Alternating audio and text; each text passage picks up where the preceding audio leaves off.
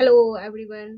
आज के इस वीडियो में हम लोग इंजंक्शन के बारे में देखेंगे कि इंजंक्शन जो होता है वो किस किस केस में फाइल हो सकता है और किस केस में फाइल नहीं हो सकता है। और हम लोग ये भी देखेंगे कि क्या इंजंक्शन के अगेंस्ट जो होता है वो अपील फाइल हो सकता है। और इसके बाद ये भी देखेंगे कि ब्रीच ऑफ इंजंक्शन के लिए क्या क्या सजा हो सकती है और इसके लिए क्या पनिशमेंट होती है। और इसके बाद सबसे पहले ये जान लीजिए कि अगर आप मेरे इस वीडियो के सारे कंटेंट को कॉपी करना चाहते हैं तो वीडियो को लास्ट तक जरूर देखें। सबसे पहले हम लोग ये जानते हैं कि इंजंक्शन जो होता है वो किस किस केस में मिल सकता है।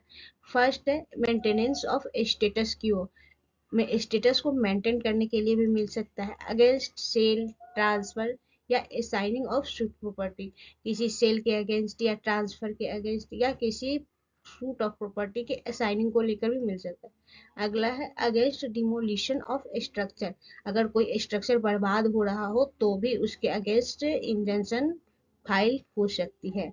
और अगला है अगेंस्ट मेकिंग फर्दर कंस्ट्रक्शन, अगर किसी आगे के कंस्ट्रक्शन को लेकर करना हो तो भी हम लोग इंजंक्शन के में जा सकते हैं।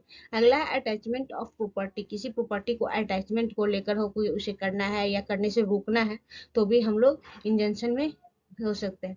अगेंस्ट रिकवरी ऑफ ड्यूज, और ड्यूज को रिकवर करना हो तो भी हम लोग इंजंक्शन में जा सकते हैं। अगला है अपॉइंटमेंट ऑफ रिसीवर, रिसीवर को अपॉइंटमेंट को लेकर भी हो सकता है। उसके बाद है अगेंस्ट प्रोसिक्यूशन, प्रोसिक्यूशन के अगेंस्ट भी हो सकता है।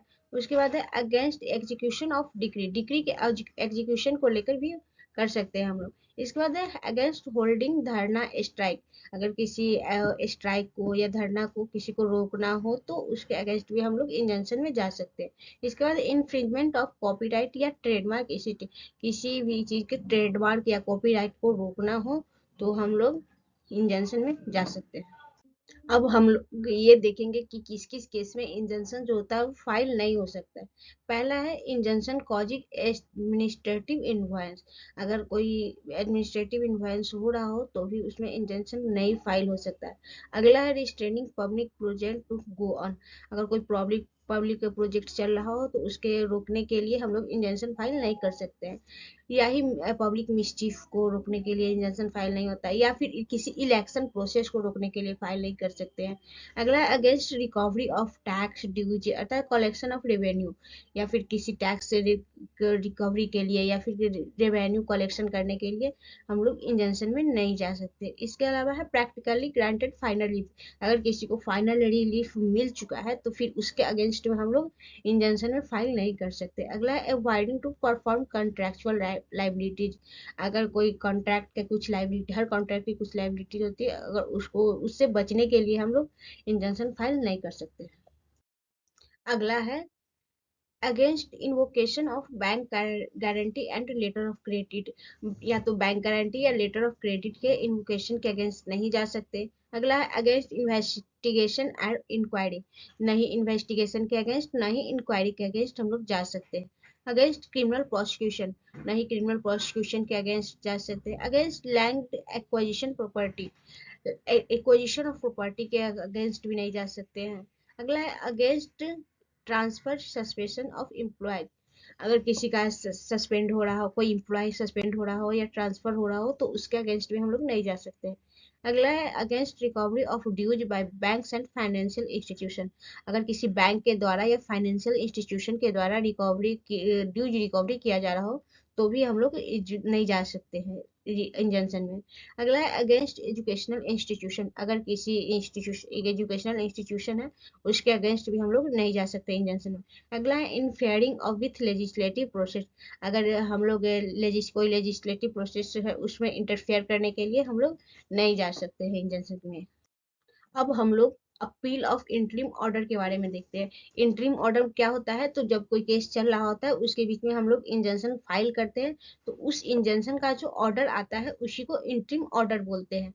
तो एंड ऑर्डर ग्रांटेड और refusing to grant injunction is subject to appeal, अगर कोई इंजंक्शन फाइल होता है तो वो या तो मिलता है या उसे रिफ्यूज कर दिया जाता है तो उसके अगेंस्ट में हम लोग अपील में जा सकते हैं। where ex parte relief is granted by the court and the application is not denied within 30 days, अगर कोई एक्स कोर्ट जो होती है एक्स पार्टी फैसला देती है तो जो अपोजिट पार्टी होता है वो 30 दिन के अंदर में वो अपील के लिए जा सकता है। अगला है द एग्रीव्ड पार्टी में prefer an appeal against such order. Aggrieved party जो होती है वो भी अपील के लिए जा सकती है।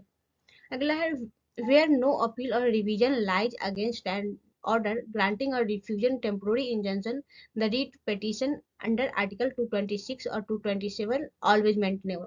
कह रहा है कि जहां पर अपील और रिवीजन ना हो या फिर टेम्पोररी इंजंक्शन देने से मना कर दिया गया हो, तो हम लोग रीट पिटीशन के थ्रू जा सकते हैं। किस आर्टिकल के थ्रू? तो 226 और 227 के थ्रू। अगला है in exercise of under article 136 of constitution the Supreme Court do not interfere with interim order passed by High Court unless there is manifest injustice और जस्टिस इक्वालिटी और गुड कंसाइन।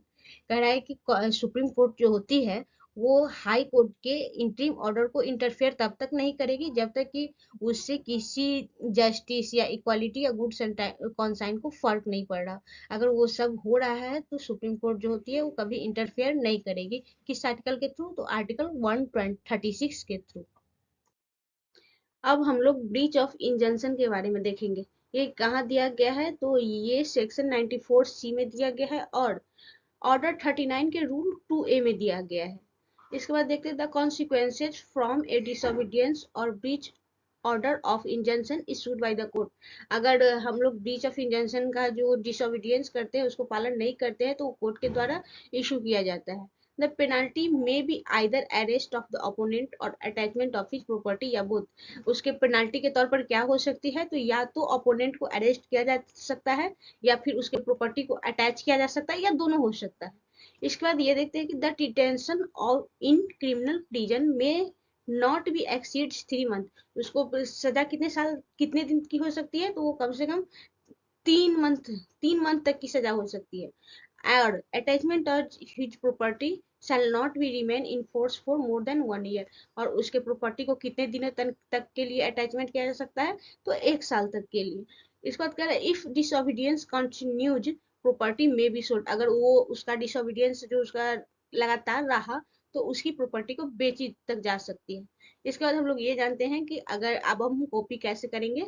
तो सबसे पहले क्या करना है? यूट्यूब के शेयर बटन में जाना है। उसके बाद वहां से लिंक को कॉपी करना है। उसके बाद क्रोम ब्राउजर में जाके उसको पेस्ट करके सर्च करना है। इसके बाद उसे वीडियोज पे जाना है और उसके डिस्क्रिप्शन में जाके लॉन्ग प्रेस करके कॉपी कर लेना है। उसके बाद आप कहीं भी जाके पेस्ट कर सकते हैं, वर्ड, वर्डपैड, मैसेज, व्हाट्सएप, कहीं भी पेस्ट करके सेव कर सकते हैं। Thanks for watching. और आपको अगर मेरा वीडियो अच्छा लगा तो प्लीज सब्सक्राइब कीजिए।